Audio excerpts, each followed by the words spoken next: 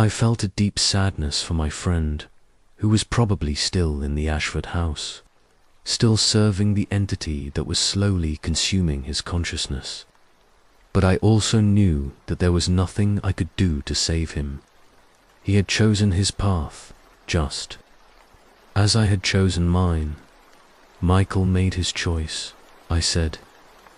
All we can do now is make sure the entity doesn't get another chance to make the same offer to us.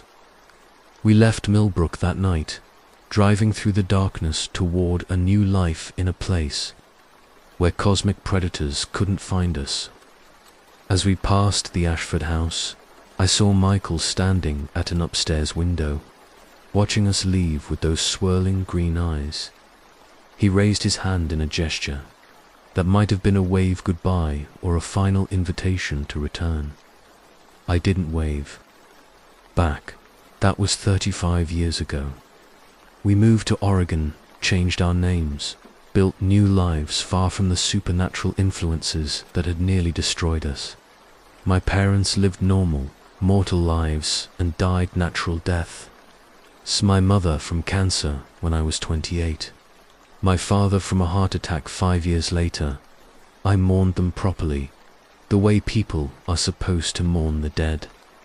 I didn't try to contact their spirits or preserve their consciousness artificially. I let them go, the way Helena and the other Ashford family members had finally been allowed to go. But I never forgot the lessons I learned in that house on Maple Street. I learned that immortality without growth, without change, without the possibility of true ending isn't a gift, it's a prison. I learned that love between individuals is only meaningful when those individuals remain distinct, separate, able to choose each other freely. Most importantly, I learned that some offers that seem too good to be true really are. I've spent the last 3 decades researching similar cases, documenting other instances of entities that offer eternal existence in exchange for spiritual bondage. I've found evidence of at least 12 other families like the Ashfords scattered across the world, all serving similar cosmic parasites. I've tried to warn people, to publish articles and give lectures about the dangers of supernatural bargains. But most people dismiss my stories as fiction, and perhaps that's for the best. Knowledge of these entities can itself become a form of invitation. The one thing I've never done is return to Millbrook. I don't know if the entity is still there, still using the Ashford house as its base of operations. I don't know if Michael is still alive, or if he's been fully absorbed into the alien consciousness by now. Sometimes, late at night, I think I can still feel the token's influence in my blood, still sense the entity's awareness touching the edges of my thoughts. The binding was never completely broken, just weakened. I suspect that when I die, I'll face one final choice: to accept oblivion, or to return to the collective consciousness that I rejected so long ago when that time comes. I know what my answer will be, but for now I'm content to live my normal, mortal life, to love the people around me as individuals rather than components of a larger consciousness, to face each day knowing that it brings me closer to a natural ending. I sleep better knowing that my parents found peace, that the Ashford family members were finally allowed to rest, that at least one small victory was won against the vast, patient forces that seek to consume human consciousness. And sometimes, when I'm feeling particularly optimistic, I allow myself to hope that somewhere out there, other people are making the same choice I made, choosing individual humanity over collective transcendence, choosing mortal love over eternal absorption, choosing to remain beautifully, imperfectly, briefly themselves. Because in the end, that's all we really have. Our brief time as conscious individuals, our capacity to love and be loved by other conscious individuals, Our ability to make choices that define who we are rather than what we might become. The entity in the basement promised forever, but it couldn't deliver meaning. It offered transcendence, but only at the cost of everything that makes transcendence worthwhile. I chose mortality instead, and I've never regretted that choice, though I do wonder, sometimes, what became of the house on Maple Street, and whether new families are still moving to Elm Street, still meeting strange children with green eyes who want to show them something cool. I hope not. But if they are, I hope they're stronger than I was. I hope they ask more questions. I hope they choose their own brief, beautiful humanity over the false promise of an eternity that isn't really eternity at all. Because that's the most important lesson I learned in that strange summer of 1987. The things that offer to make us more than human usually want to make us less than ourselves, and ourselves, however flawed and temporary, are worth preserving exactly as we are. Asterisk. This account was found among the papers of David Miller, born David Matthews, after his death from natural causes in Portland, Oregon, in 2022. City records show that the Ashford House at 47 Maple Street in Millbrook, Connecticut, has been empty since 1987, though it continues to be maintained by a trust fund of unknown origin. Local real estate agents report that the property generates unusual interest from potential buyers, but no sales have ever been completed. The basement remains locked, and the key has never been found. Asterisk, the house on Maple Street. Never told this story in full before. Not to my wife, not to my therapist, not even to my own children when they've asked about why I refuse to drive down certain streets in my hometown. But I'm older now, and the sharp edges of memory have worn smooth enough that I think I can finally put it all down on paper. Maybe it will help someone else who's experienced something similar. Or maybe it will just help me sleep better at night. This happened in the summer of 1987, when I was 11 years old. My family had just moved to Millbrook, Connecticut, a sleepy New England town where the biggest excitement was usually the annual corn festival or when old Mrs. Henderson's cat went missing for a week. My father had gotten a job at the insurance company there, and my mother was thrilled to escape the cramped apartment we'd been sharing in Hartford. As for me, I was just hoping to make friends before school started in the fall. Our new house was a modest colonial on Elm Street, painted yellow with white shutters that my mother immediately declared charming. It had a small backyard that bordered a patch of woods, and from my bedroom window on the second floor, I could see clear across to the next street over Maple Street. That's where the Hendersons lived, along with the Kowalskis, the Chuns, and at the very end of the block, in a house that seemed to crouch in the shadows of two enormous oak trees, the Ashfords. I learned about the Ashfords from Tommy Kowalski, who became my first friend in Millbrook. Tommy was a year older than me, with a gap between his front teeth and an impressive collection of baseball cards.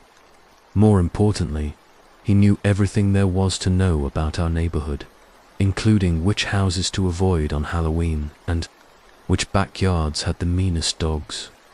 "See that house way down there?" he said one afternoon as we sat on his front porch, dividing up a bag of penny candy. He pointed toward the end of Maple Street.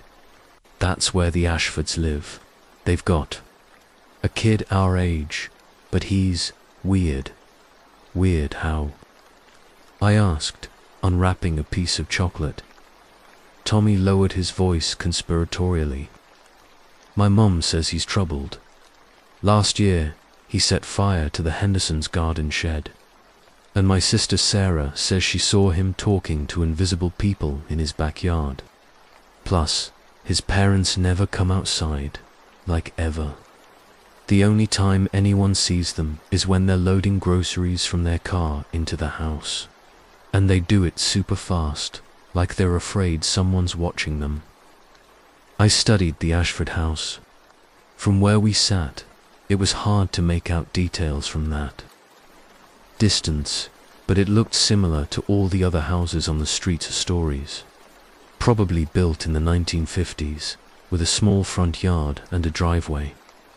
The main difference was how the two oak trees seemed to loom over it, casting it in perpetual shadow even in the bright afternoon sun. "What's the kid's name?" I asked. Michael Ashford.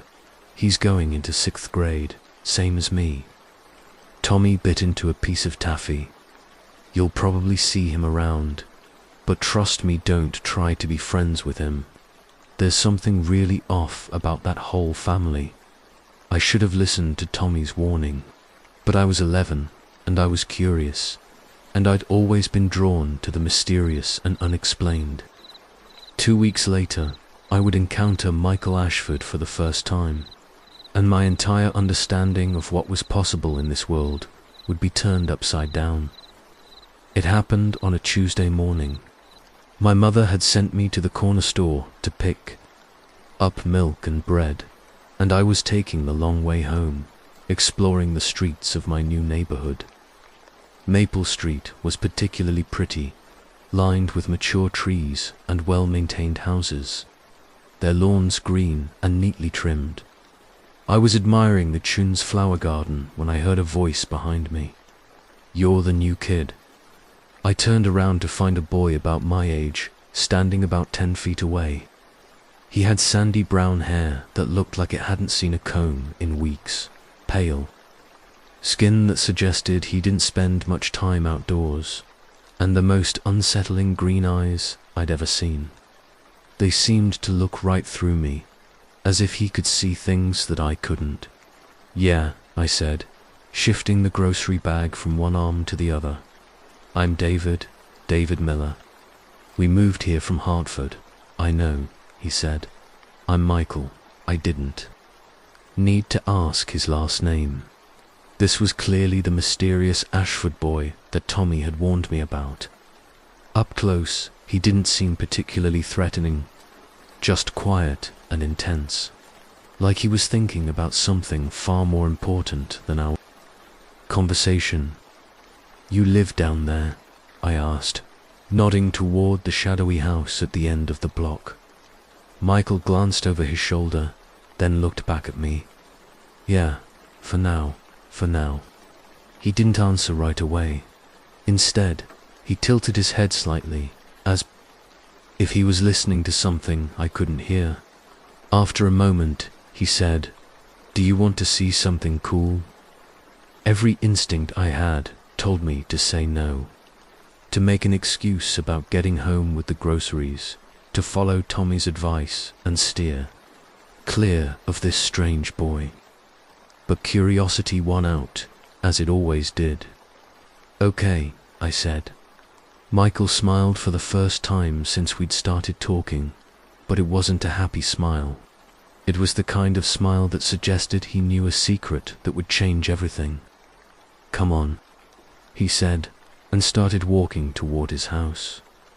I followed him down Maple Street, past the other well-maintained homes, until we reached the Ashford property.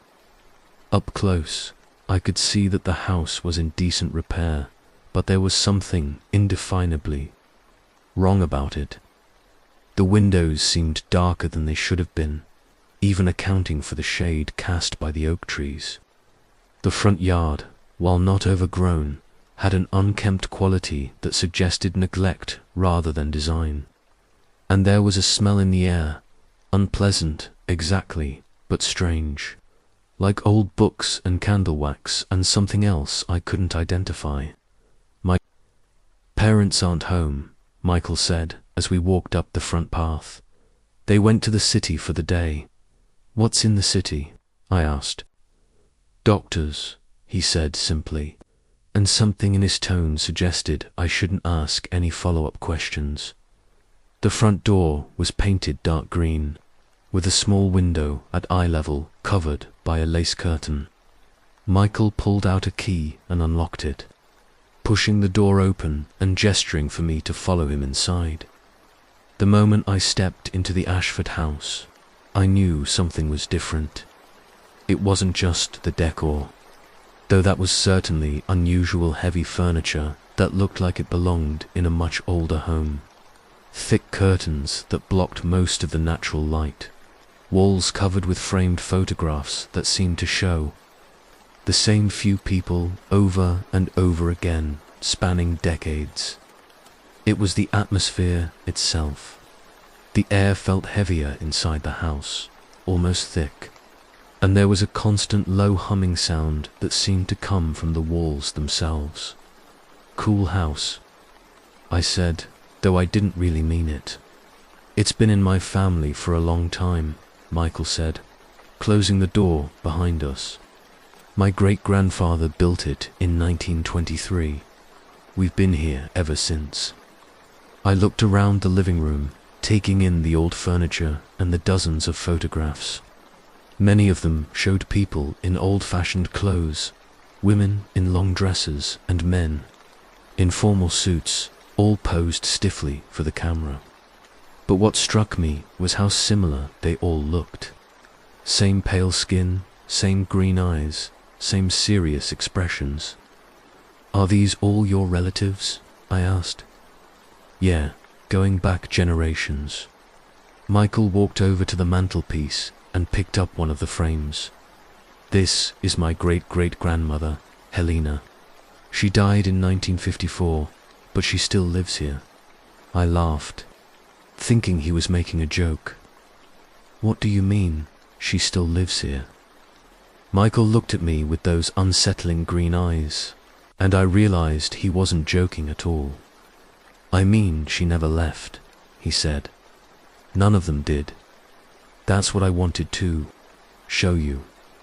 Before I could ask what he meant, I heard footsteps on the floor above us. Slow, deliberate footsteps, like someone pacing back and forth in one of the upstairs bedrooms. "I thought you said your parents weren't home," I said, looking up at the ceiling. "They aren't," Michael said calmly. The footsteps continued for another minute, then stopped. In the silence that followed, I could hear my own heart beating. I wanted to leave, to make an excuse and get out of that strange house as quickly as possible. But something kept me rooted to the spot. Maybe it was curiosity, or maybe it was something else, a compulsion that seemed to come from outside myself. "Who's upstairs?" I asked, though part of me already knew I wouldn't like the answer. "Probably Great-Uncle Robert," Michael said. "He died in 1978, but he likes to walk around up there. He's harmless, though, not like some of the others." I stared at him. "You're saying there are dead people living in your house?" "Not living, exactly. But yeah, they're here." Michael set the photograph back on the mantelpiece. "My family doesn't really die, David. We just ... change." As if to prove his point, one of the photographs on the wall suddenly fell to the floor, the glass shattering. Neither Michael nor I had been anywhere near it. "Grat-Aunt Margaret doesn't like strangers," Michael said apologetically, kneeling down to pick up the pieces of glass. "She'll get used to you." I should have run then. Every rational part of my brain was screaming at me to get out of that house and never come back. But 11-year-olds aren't always rational, and there was something almost hypnotic about the whole situation.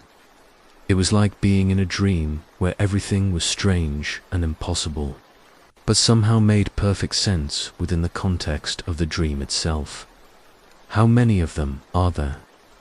I heard myself asking. Michael considered the question seriously. Hard to say exactly. Some of them only show up occasionally, but there are at least 15 or 20 that are here most of the time. They don't usually bother visitors, as long as the visitors are ... invited. He said the word invited in a way that suggested it had special significance. But before I could ask what he meant, there was a loud crash from the kitchen. It sounded like someone had thrown a pot or pan across the room. "That's probably grandmother." "Ruth," Michael said, not seeming particularly concerned. "She gets agitated when there are strangers in the house. Come on, let's go upstairs. It's quieter up there." Against my better judgment, I followed him up a narrow staircase lined with more family photographs. The second floor had 4 bedrooms and a bathroom, all connected by a long hallway that seemed to stretch further than the dimensions of the house should have allowed. The humming sound was louder up here, and I could feel a slight vibration in the floorboards beneath my feet. "That's my room," Michael said, pointing to a door at the end of the hall. "And that's my parents' room. The other 2 belong to my great-grandparents, though they don't use them much anymore." "Where are they?" I asked. "Around. You'll probably see them eventually." As we walked down the hallway, I noticed that the temperature seemed to fluctuate wildly. One moment it was comfortably cool, the next it was warm and stuffy, then suddenly cold enough that I could see my breath. Michael didn't seem to notice, or if he did, he didn't think it was worth commenting on. His bedroom was surprisingly normal twin bed with a blue comforter, a desk with some school books, posters of baseball, players and rock bands on the walls. The only unusual thing was a large mirror that hung opposite his bed, its frame carved with intricate designs that hurt my eyes to look at too closely. "That mirror has been in my family for generations," Michael said, noticing my interest. "It's how we keep track of everyone." "What do you mean?" Instead of answering, he walked over to the mirror and placed his hand flat against the glass. For a moment, nothing happened. Then the reflection began to shimmer and change, like water disturbed by a stone. Instead of showing Michael and me standing in his bedroom, the mirror now showed what looked like the same room, but occupied by a woman in a long white dress. She was sitting on the edge of the bed, brushing her hair with long, slow strokes. "That's my great-grandmother, Caroline," Michael said. "She died in 1962, but she still likes to use this room sometimes." The woman in the mirror looked up suddenly, as if she had heard him. When she saw us watching her, she smiled and waved. Then the mirror shimmered again, and we were back to seeing our own reflections. "They're not ghosts, exactly," Michael explained, taking his hand away from the glass. "And they're not alive either. There's something else, something in between." I stared at my reflection in the mirror, half expecting it to change again. "How is this possible?" "I don't really understand it all," Michael said. "My parents explained some of it to me, but they say I'll learn more when I'm older. Something about our family line, about the house itself. We're connected to it, somehow. And when we die, that connection doesn't break. We just move to a different part of the same place." "Doesn't it scare you?" I asked. Michael shrugged. "You get used to it. Besides, they're family. Most of them are nice enough, as long as you follow the rules." "What rules?" "Don't go in the basement alone. Don't look in the mirror on the landing between midnight and 3 a.m. Don't answer if someone calls your name from an empty room." He counted them off on his fingers. "And don't invite anyone over without checking with the elders first." "The elders? The oldest ones? They kind of run things around here." As if summoned by our conversation, there was a gentle knock on the bedroom door. Michael went to open it, and I saw an elderly woman standing in the hallway. She was translucent, like looking at someone through frosted glass, and she was wearing a dress that must have been fashionable 50 years ago. "Michael, dear," she said in a voice that sounded like it was coming from very far away. You didn't mention you were having a friend over. Sorry, Grandmother Ruth. This is David. David, this is my great-great-grandmother, Ruth Ashford. The translucent woman turned to look at me, and I felt a chill run down my spine. Her eyes were the same unsettling green as Michael's, but they seemed ancient, like they had seen things that no human should have to see. Hello, David, she said politely. It's not often we have visitors. I hope Michael is being a good host. Yes, ma'am, I managed to say, though my voice came out as barely a whisper. Good, good. She looked back at Michael. Your parents will be home soon. Perhaps David should head home as well. We don't want to overwhelm him on his first visit.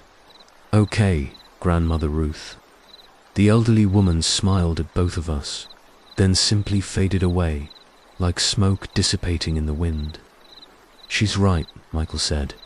You should probably go, but you can come back any time if you want. The family seems to like you. I nodded numbly and followed him back downstairs.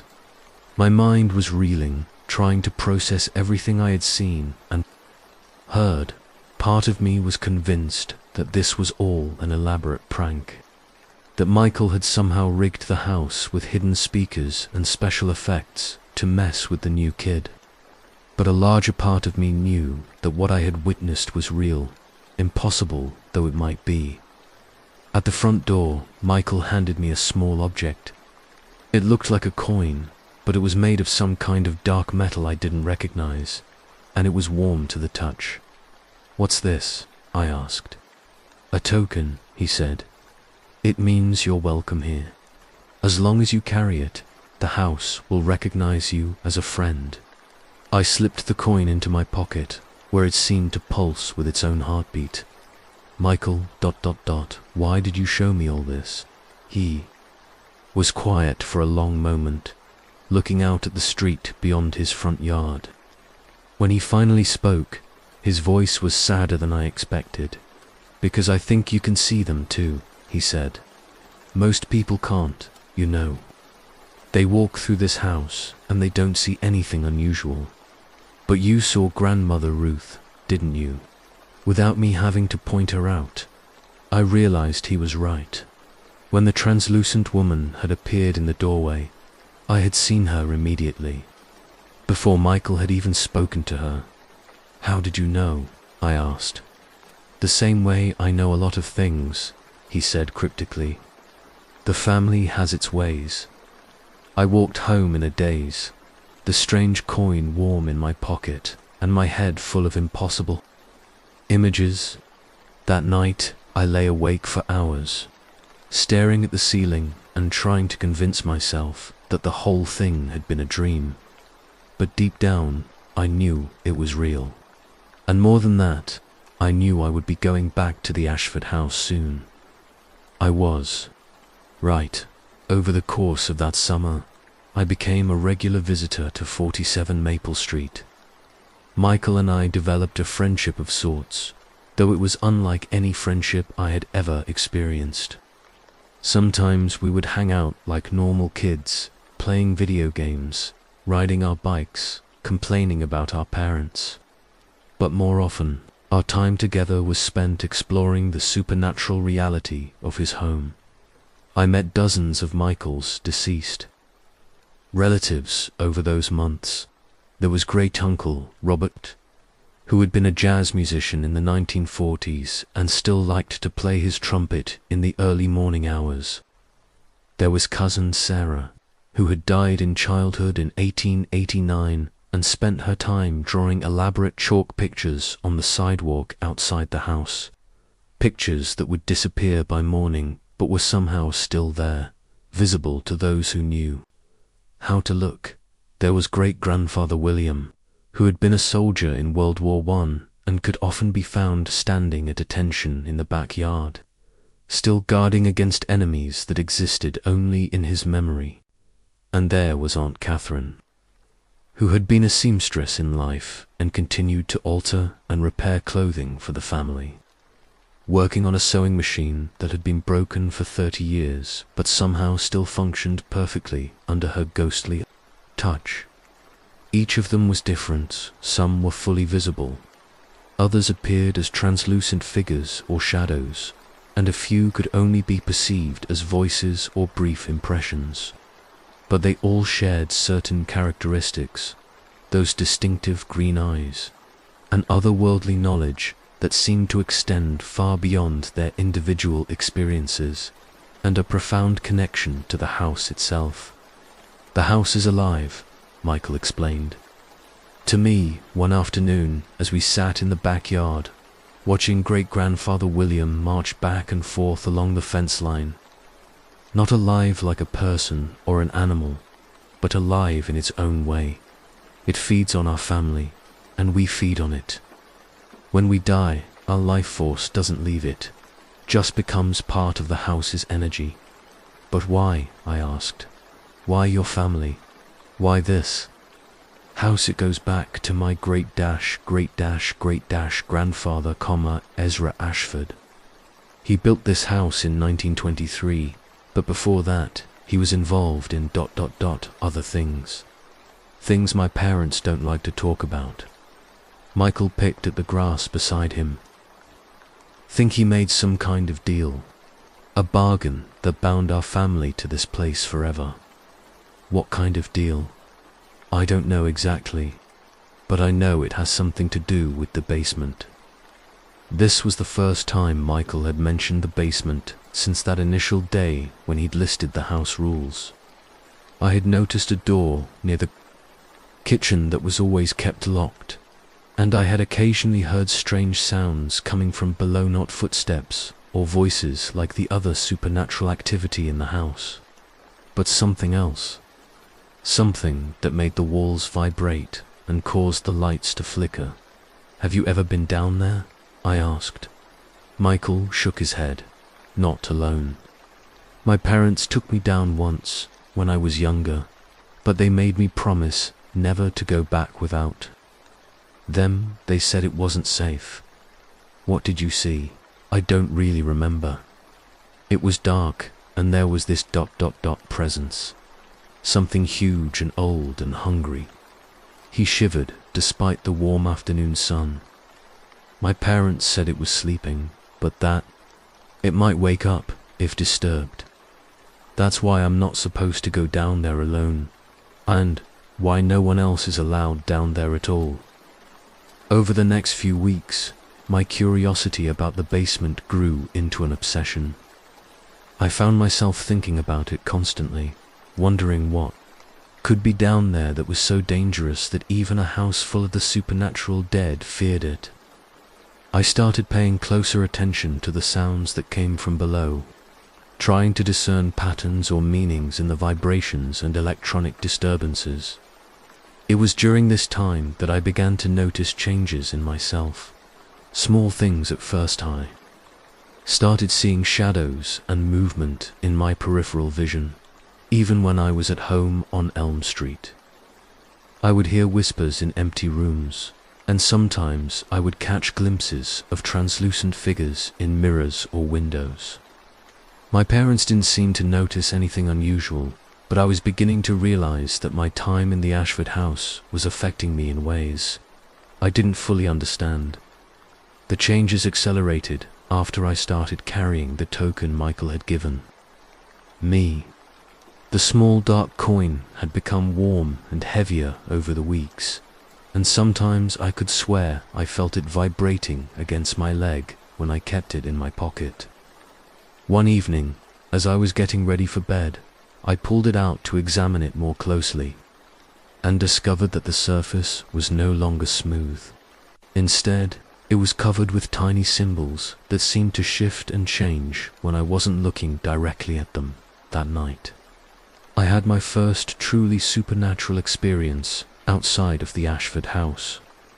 I was lying in bed, half asleep, when I heard someone calling my name from downstairs.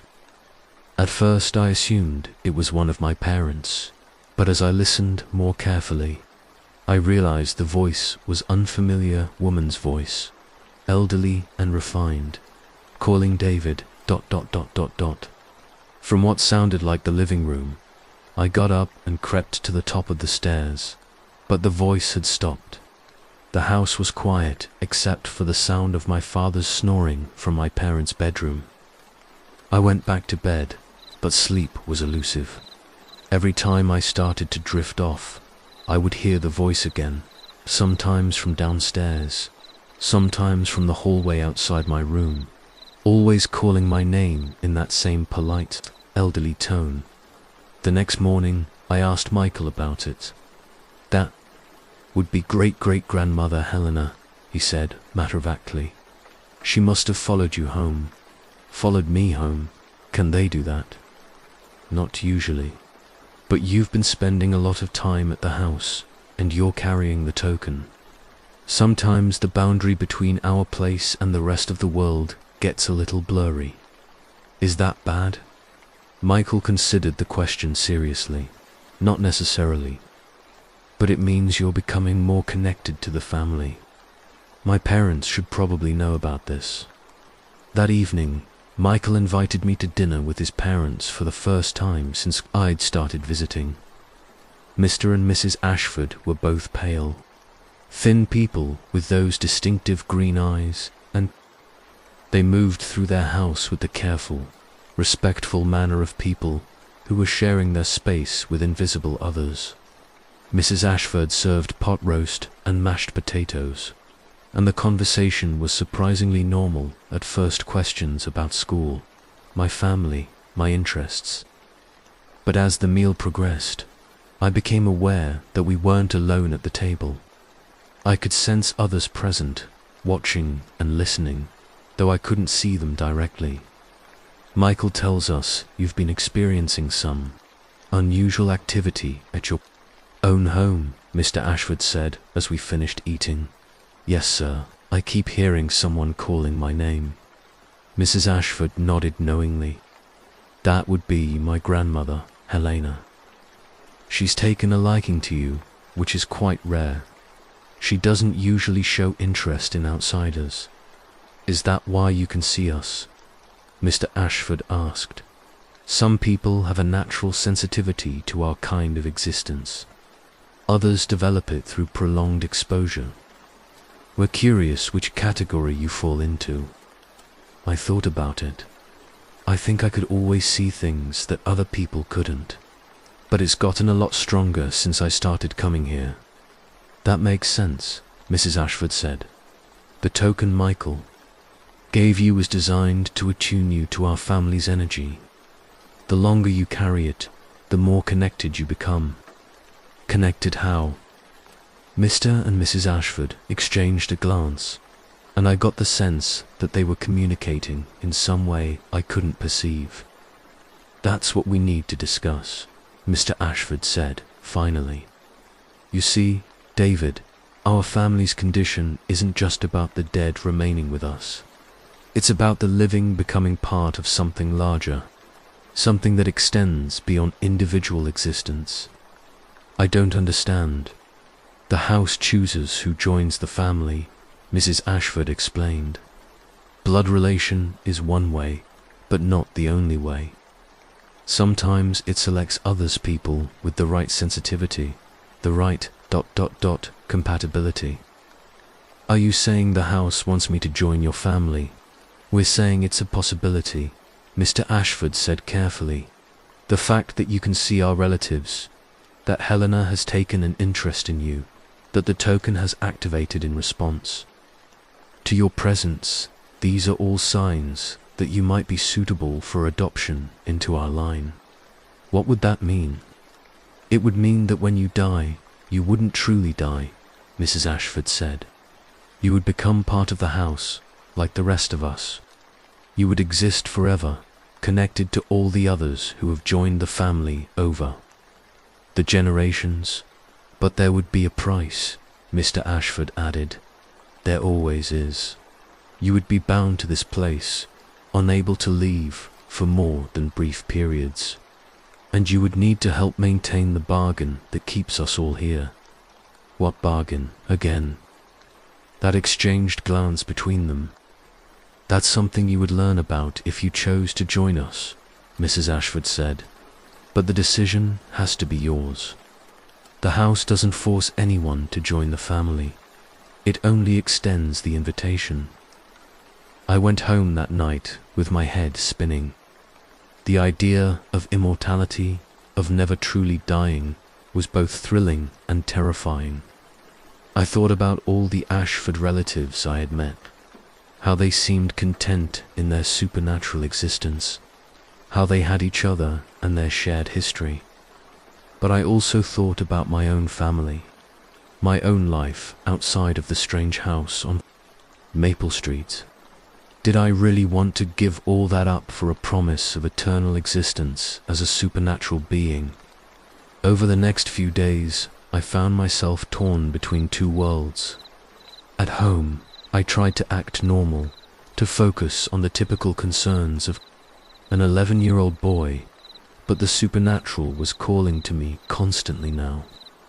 I could see translucent figures in every room of my house, hear whispers in languages I didn't recognize, feel the presence of invisible watchers everywhere I went. The token in my pocket had grown, so warm that it was almost uncomfortable to carry, and the symbols on its surface were now clearly visible without effort. When I looked in mirrors, I sometimes saw not my own reflection, but the faces of Ashford family members, watching me with those unsettling green eyes. It all came to a head on a Thursday night in late July. I was lying in bed, trying to sleep, despite the constant supernatural activity around me, when I heard footsteps in the hallway outside my room. Not the soft footsteps of my parents, but the slow, deliberate steps I had come to associate with the Ashford house. The footsteps stopped outside my door, and I heard a gentle knock. David. It was Helena's voice, clearer than I had ever heard. Before may I come in, dear? I sat up in bed, my heart racing. Yes, ma'am. The door opened, though I hadn't heard the knob turn, and great-great-grandmother Helena walked into my room.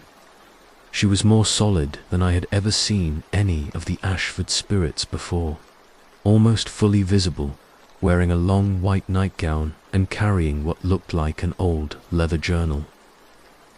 "I hope I'm not disturbing you," she said, settling into the chair by my desk as if she had every right to be there. "No, Mum." "Good. We need to talk, you and I, about your future." She opened the journal and began flipping through pages that seemed to be covered with handwriting in multiple different hands. Some of the entries looked fresh, while others were so old that the ink had faded to barely visible traces. "This is the family record," she explained. "Every person who has joined our line, going back to the very beginning. Their names, their stories, their contributions to our collective existence." She turned the book so I could see the page she had been looking for. At the top, in fresh black ink, was my own name, David Miller. "But I haven't joined the family," I said, staring at the page in shock.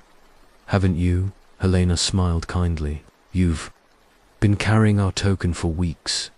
You've shared meals with us, learned our secrets, become attuned to our energy. You can see us, speak with us, even allow us to manifest in your own home. In every way that matters, you're already one of us. But my parents, my real parents, will continue to be your parents. Joining our family doesn't erase your original connections, David. It simply adds new ones, stronger ones, eternal ones." I looked down at the page again and saw that beneath my name, someone had written a single line, chosen by the house, July 1987. "I don't understand how this is possible," I said. "The house has been watching you since the day you moved to Elm Street," Helena explained. It recognized your potential immediately. That's why Michael was drawn to approach you, why you were able to see us from the very beginning. The house wanted you, David, and the house always gets what it wants. What if I don't want this? Helena's expression grew sad. Then you would return the token, and over time, your sensitivity would fade. You would go back to your normal life, unable to see or hear us. But you would always know that you would turn down the chance for something extraordinary. And if I accept, then you would continue to grow in power and understanding. You would learn the true history of our family, the nature of the bargain that binds us to this place. And when your mortal life eventually ends, you would join us fully, becoming part of the eternal family.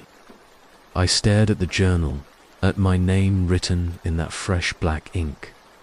How much time do I have to decide? Time moves differently for us than it does for you, Helena said, closing the book. From our perspective, you've already decided. From yours, you still have a choice to make. But know that the longer you wait, the more difficult it becomes to turn back. After she left, I lay awake until dawn, thinking about everything she had told me. When I finally got up, I felt different, so older, more aware of the invisible currents that flowed beneath the surface of everyday life. I spent the day in a strange, detached state, going through the motions of normal activities while my mind wrestled with the enormous decision I faced. My parents noticed that something was wrong, but when they asked about it, I couldn't find words to explain. That evening, I walked over to the Ashford house for what I somehow knew would be a crucial visit. Michael was waiting for me on the front porch, as if he had been expecting me. "Helena talked to you last night," he said. It wasn't a question. "Yeah, what did you decide?" "I don't know yet. I keep thinking about my parents, my normal life. But I also keep thinking about what it would be like to be part of something bigger, something that lasts forever." Michael nodded. I felt the same way when I first understood what our family really was. But in the end, I realized that this isn't really a choice between two different lives. It's a choice between life and existence. Your normal life will end eventually, David. Everyone's does, but this, ... this could go on forever. Don't you ever miss being completely normal? Sometimes. But then I think about all the things I've learned, all the people I've met who would otherwise be lost forever. My great-great-grandfather tells me stories about the Civil War. My great-aunt teaches me songs from the 1920s. I have access to generations of family knowledge and wisdom. How could I give that up for a normal life that would be over in maybe 70 or 80 years? We went inside, and I immediately felt the familiar sensation of being watched by invisible presences. But tonight was different. Tonight, I could see them all, clearly dozens of Ashford family members, spanning more than a century, all gathered in the living room as if for some kind of important ceremony. Mrs. Ashford approached me with a small silver cup filled with what looked like dark red wine. "If you choose to join us," she said, "you need to drink this. It will complete the bonding process that began when Michael gave you the token." I took the cup and looked around at all the faces, watching me, some translucent, some solid, all wearing expressions of hopeful anticipation. "What happens if I drink it?" I asked. "You become one of us," Mr. Ashford said. "Fully and permanently. Your mortal life will continue, but your soul will be bound to this house and this family. When your body eventually dies, your consciousness will remain here with us. And if I don't, then you leave tonight and never return.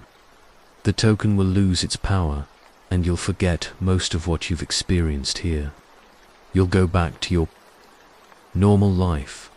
I looked down at the dark liquid in the cup. It seemed to swirl and move of its own accord, and I could smell something strange and complex like roses and copper and something much older. "Can I ask you something first?" I said. "Of course," Mrs. Ashford replied. "What's really in the basement? What was the bargain that started all this?" The room fell silent. Even the supernatural presences seemed to still themselves, waiting for the answer. Mr. Ashford sighed deeply. "I suppose if you're going to join the family, you have a right to know the truth." He gestured for me to follow him, and we walked through the kitchen to the locked basement door. Mrs. Ashford produced an ornate key from somewhere in her dress, and the lock clicked open with a sound like breaking bones. "The basement is where it all began," Mr. Ashford said as we descended a narrow wooden staircase, "and where it will all end someday." The basement was larger than should have been possible given the dimensions of the house above. The ceiling stretched up into shadows, supported by stone columns that looked far older than the 1923 construction date of the house. The walls were lined with shelves containing jars filled with unidentifiable substances, books bound in leather that looked suspiciously like human skin, and artifacts that hurt to look at directly. But it was the center of the room that commanded attention. There, surrounded by an intricate circle carved into the stone floor, was something that defied description. It wasn't quite a creature, and wasn't quite an object, more like a writhing mass of darkness that occasionally formed shapes that might have been tentacles or wings or reaching hands. It pulsed with a rhythm that matched my heartbeat, and I could feel it pulling at something deep inside me. "This is what my ancestor Ezra summoned in 1923, Mr. Ashford said quietly. He was ambitious. He wanted immortality for himself and his descendants. So he made a deal with this entity."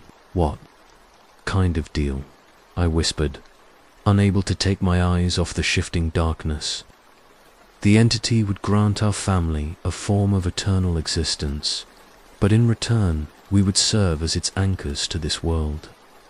Every generation we must provide it with new family members to strengthen its hold on reality.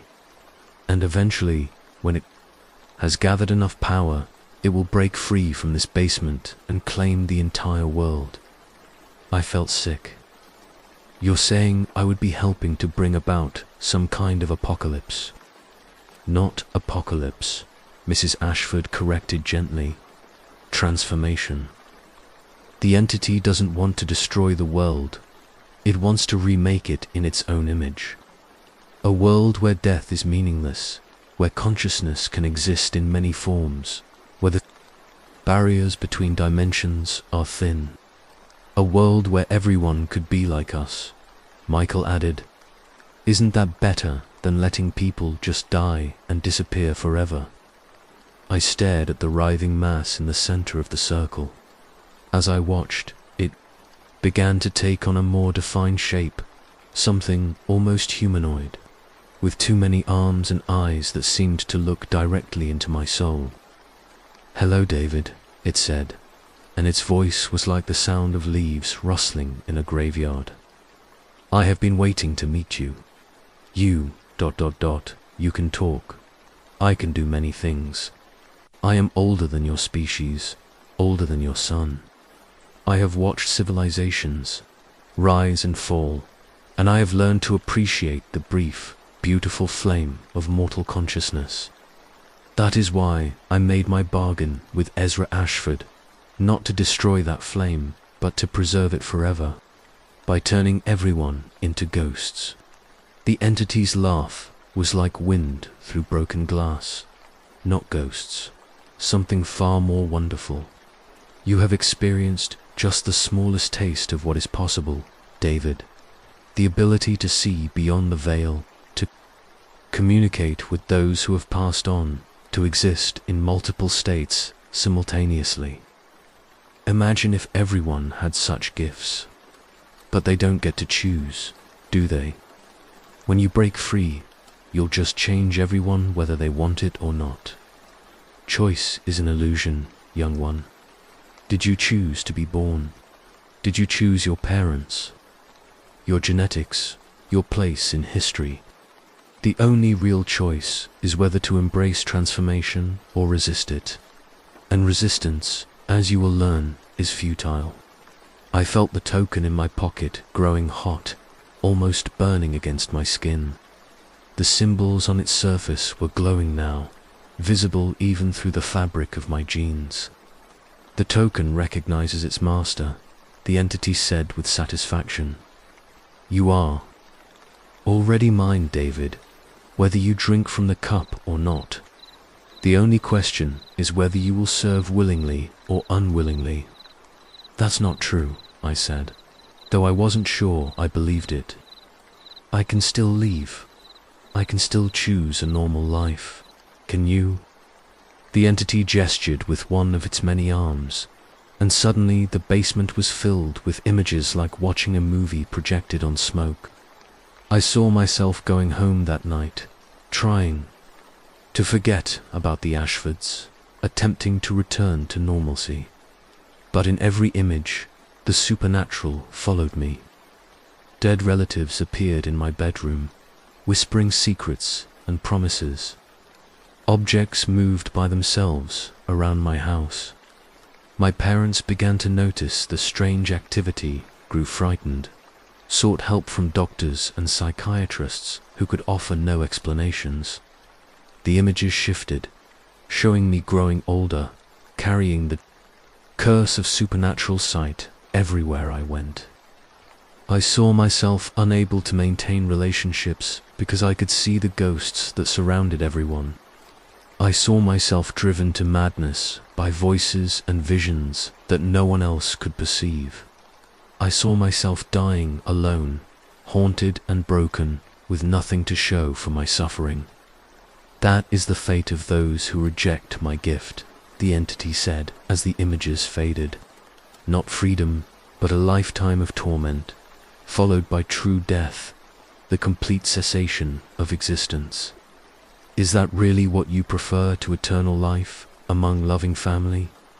I looked around at the Ashford family members who had followed us into the basement. They didn't look like victims or slaves.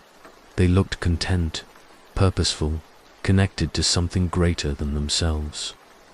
If I join you, I said slowly, what guarantee do I have that you won't just use me to hurt innocent people? None, the entity said, with what might have been honesty. But consider this, every person who dies naturally is lost forever.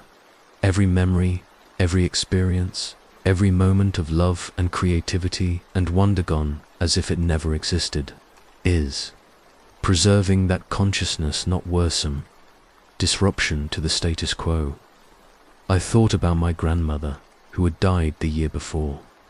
I thought about how much I missed her stories, her laugh, her gentle wisdom, if she could have been preserved. Somehow, if she could still be part of our family even after her body failed, wouldn't that be worth almost any price? You understand, the entity said, reading my thoughts. Death is the great tragedy of mortal existence. I offered the only true solution. I took the cup from Mrs. Ashford and looked down at the swirling dark liquid one more time. Around me, dozens of Ashford family members watched with hopeful expressions. Above me, I could sense the normal world going about its business, unaware of the cosmic forces at play in this basement. If I do this, I said, will I still be me? You will be more yourself than you have ever been, the entity promised. All your potential, all your possibilities, freed from the constraints of mortality. I closed my eyes and drank. The liquid tasted like copper and roses and something else, something that might have been starlight or might have been blood. It burned going down, but not unpleasantly. more like the burn of strong medicine that you know is healing you even as it causes discomfort. Immediately, I felt the change. The world became brighter, more vivid, filled with layers of meaning I had never perceived before. I could see the connections between all the family members, streams of energy that linked them to each other and to the house itself. I could hear conversations from decades past echoing in the walls. I could feel the pulse of the entity in the center of the circle, and I understood that it was now part of me, just as I was part of it. "Welcome to the family, David," Mrs. Ashford said, and her voice carried harmonics I had never noticed before. "How do you feel?" Michael asked. "Different," I said, and I was surprised to hear that my own voice had changed as well. It was deeper, richer, with an odd resonance that seemed to come from somewhere beyond my throat. But good, like I've been living in a small room my whole life, and someone just opened all the windows. The entity pulsed with satisfaction. "You will find that your new abilities develop gradually over time. Tonight, you should return home and rest. Your body needs time to adjust to the transformation." I nodded and headed back upstairs, feeling lighter than I had in weeks. The oppressive weight of decision was gone, replaced by a sense of belonging that I had never experienced before. As we walked through the living room, all the family members who had gathered there approached to welcome me officially into their ranks. Great-uncle Robert shook my hand with fingers that felt like cool mist. Cousin Sarah, the little girl who had died in 1889, hugged me around the waist and told me she was excited to have someone closer to her age to play with. Great-grandfather William saluted me with military precision and promised to teach me about honor and duty. "There will be responsibilities," Mr. Ashford explained as he walked me to the front door. "Ways you'll need to help maintain the family's connection to the entity, but we'll teach you everything gradually. For now, just focus on getting used to your enhanced perceptions. Will my parents notice that I'm different? Probably not at first. The changes are mostly internal for the first few months, but eventually, yes, they'll begin to see that you're not quite the same person you were before. When that happens, we'll help you decide how to handle the situation." I walked home through the quiet streets of Millbrook, marveling at how different everything looked through my new senses. I could see the history of the town layered beneath its present reality, horse-drawn, carriages sharing the roads with modern cars, old farmhouses ghosting through the spaces now occupied by suburban developments, the spirits of long-dead residents going about their eternal business alongside the living dot. My own house looked smaller, somehow less significant. I could see now that it was just a temporary shelter, a place where my mortal family lived their brief, limited lives. My real home was on Maple Street, with the family that would never leave me, never grow old, never die. That night, I lay in bed listening to the whispered conversations of generations of Ashfords as they discussed plans and memories and hopes for the future. I was part of it all. Now their eternal discussion, their cosmic purpose, their patient work toward the day when death would be conquered once and for all.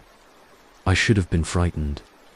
I should have realized that I had just sold my soul to an entity that was planning to transform the entire world, whether humanity wanted it or not.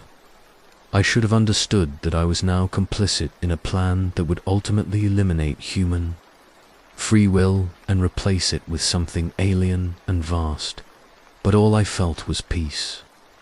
For the first time in my life, I knew exactly where I belonged. Over the next few weeks, my abilities grew stronger. I could now see and communicate with spirits throughout Millbrook, not just the Ashford family members. I discovered that the town was full of ghost former residents who had died with unfinished business. Native Americans who had lived on the land centuries before the European settlers arrived. Even a few Revolutionary War soldiers who still patrolled the old battle sites. Most of them were harmless, just echoes of past lives replaying familiar patterns. But some were more aware, more active. They watched the living world with hungry eyes, jealous of those who still possessed physical bodies. These were the dangerous ones, the spirits who might try to possess the living or manipulate them into destructive behavior. That's part of your job now, Michael explained as we walked through the old cemetery behind the Presbyterian church. The entity feeds on spiritual energy, but it needs that energy to be ... refined, purified. Wild spirits, angry ghosts, malevolent entities, they can contaminate the energy and make it harder for the entity to use. So I'm like a supernatural janitor, Michael laughed, more like a shepherd. You help guide the lost spirits toward peaceful resolution of their earthly attachments. And when they're ready, you help them join the collective. Join the collective. Not everyone can become part of a family like ours, but spirits who are pure enough, who have let go of their anger and pain, can be absorbed into the entity's consciousness. They become part of its vast knowledge and experience. We stopped in front of a weathered headstone marked Jonathan Mills, 1834 to 1887. As we watched, a translucent figure began to materialize beside the graver middle-aged man in period clothing, looking confused and lost. He's been wandering for more than a century, Michael said quietly, trying to find his way home to a house that was torn down in 1923. Every night, he walks the same route, getting more frustrated and angry when he can't find what he's looking for. I could see the spirit's distress, the way his form flickered and sparked with unresolved emotion. But I could also see something else, now threads of energy that connected him to other spirits, to the living world, to the cosmic forces that held everything together. What do I do? I asked. Talk to him. Help him understand what's happened. Most spirits are just confused, not evil. Once they accept their situation, they usually become much more peaceful. I approached the ghostly figure slowly. Excuse me, Mr. Mills. The spirit turned toward me, and his face brightened with hope. Can you see me? Can you help me? I can't find my way home. The roads have all changed, and there are strange lights everywhere. I can see you, I said gently, and I can help. But first, I need you to understand something important. You died, Mr. Mills, more than 100 years ago. The world you knew is gone. The spirit's face crumpled with grief and confusion. No, that can't be right. I was just walking home from the mill. Sarah is expecting me for dinner. The children will be worried. Sarah and your children have been gone for a very long time, I said, feeling a deep sadness for this lost soul. But that doesn't mean you'll never see them again. They're waiting for you, but not in the world of the living. I reached out with my new abilities, following the energy threads that surrounded the spirit. Somewhere in the vast network of consciousness that connected all things, I could sense the presence of other souls, a woman and 2 children who felt linked to Jonathan Mills by bonds of love and shared experience. They're here, I said, and somehow I was able to make those connections visible to him. Can you see them? The spirit gasped as translucent figures began to appear around his graver woman in a long dress and 2 small children, all reaching out to him with expressions of joy and relief. Sarah, Tommy, little Mary. The spirit's voice broke with emotion. I've been looking for you for so long. We've been waiting, the woman said, her voice like wind through wheat fields. We've been waiting for you to let go of the old world. and join us in the new one. I watched as the family embraced, their forms becoming brighter and more solid as they reconnected with each other. Then, slowly, they began to fade, not disappearing, but transforming into something else. Pure energy, pure consciousness, flowing toward the entity that waited in the basement of the Ashford house. Will they be happy? I asked Michael as the last traces of the Mills family dissolved into light. Happier than they ever were in life, he assured me. They're part of something infinite now. All their love, all their memories, preserved forever, in the entity's consciousness. As we walked home, I felt a sense of satisfaction that I had never experienced before. I had helped a lost soul find peace. I had reunited a family separated by death. I had contributed to something greater than myself. It would be months before I began to question whether what I was doing was truly beneficial, or whether I was simply feeding more souls to an entity that viewed consciousness as a commodity to be collected and consumed. The summer ended, and I started 6th grade at Millbrook Elementary. It was strange trying to act normal around my classmates when I could see the spirits that surrounded them, deceased grandparents who watched over their grandchildren, pets who had died but remained loyal to their families, even a few children who had passed away in previous decades but still lingered around the school, reluctant to move on. I became known as a quiet, serious student. My teachers praised my maturity and insight, not realizing that I was drawing on the accumulated wisdom of generations of dead Ashfords. My parents were pleased with my academic performance, but they began to worry about my social development. David seemed so distant lately. I heard my mother telling my father one evening as I eavesdropped from the top of the stairs. He used to be such a curious, energetic child. Now he spends all his time alone, or with that strange boy from Maple Street. Maybe it's just a phase, my father replied.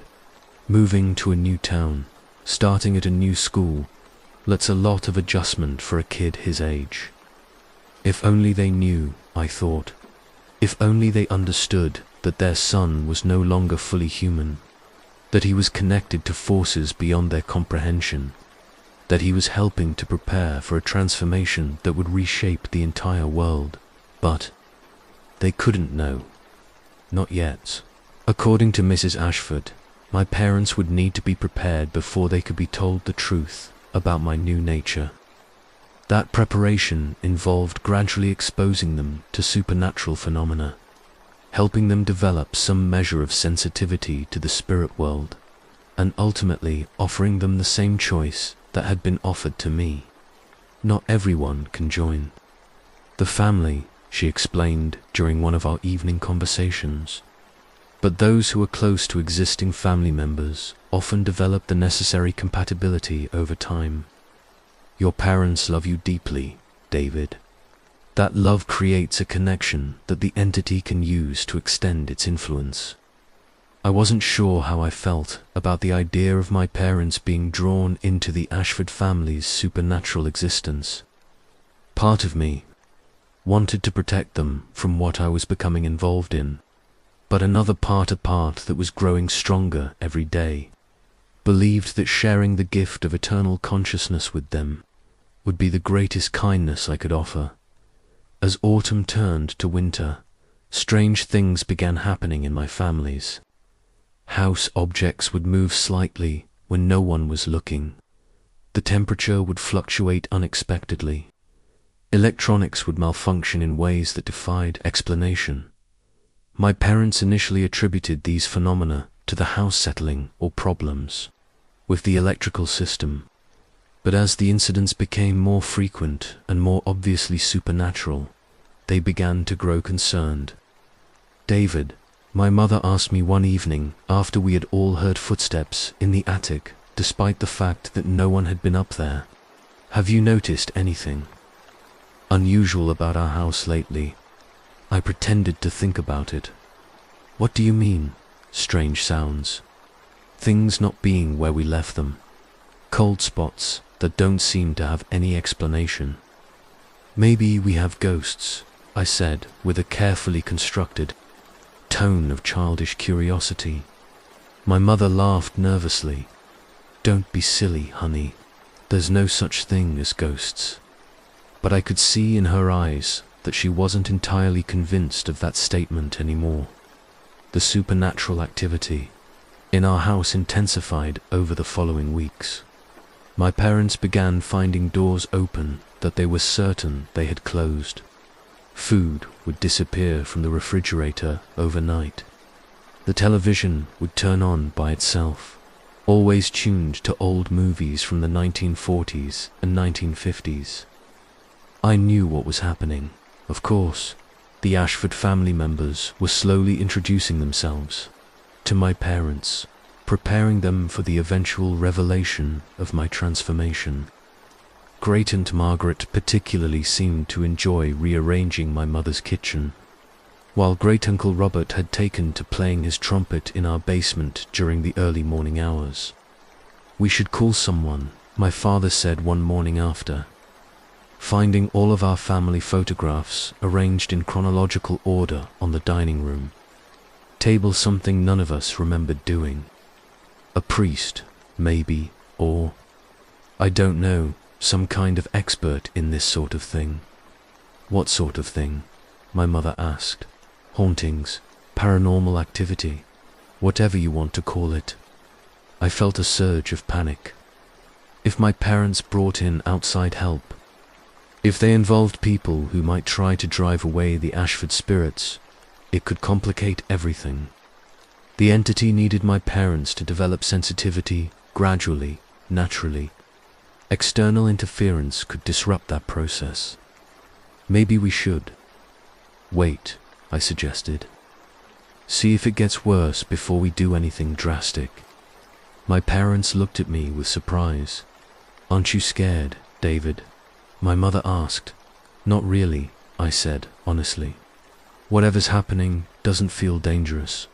More like playful, maybe. And that was true to an extent.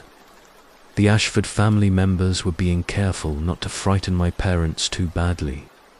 They were introducing themselves slowly, gently, allowing my parents to adjust to each new level of supernatural activity before escalating further.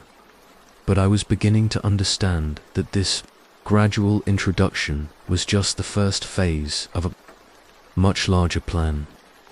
Once my parents were sufficiently conditioned to accept the reality of spirits and supernatural phenomena, they would be offered the same choice I had been given. And if they refused, well, I tried not to think about what would happen if they refused. Christmas came and went with increasing supernatural activity in our house. My parents were now openly discussing the possibility that our home was haunted, though they still tried to find rational explanations for each individual incident. It was during the week between Christmas and New Year's that everything changed. I was in my bedroom, reading a book about local history that Mrs. Ashford had lent me, when I heard my mother scream from downstairs. It wasn't the startled yelp she had made when objects moved by themselves or when she heard unexplained footsteps. This was a scream of genuine terror. I rushed downstairs to find my parents standing in the living room, staring at the wall where our family photographs were displayed. But instead of our normal family pictures, every frame now contained images of the Ashford family generations of pale, green-eyed relatives stretching back more than a century. David, my father said in a shaking voice, what's happening to our house? I looked at the photographs and I could see that they weren't just images anymore. The figures in the frames were moving, turning their heads to look at my parents, smiling and waving as if greeting long-lost relatives. Hello, David's family, said great-great-grandmother Helena from within one of the frames. We've been so looking forward to meeting you properly. My mother fainted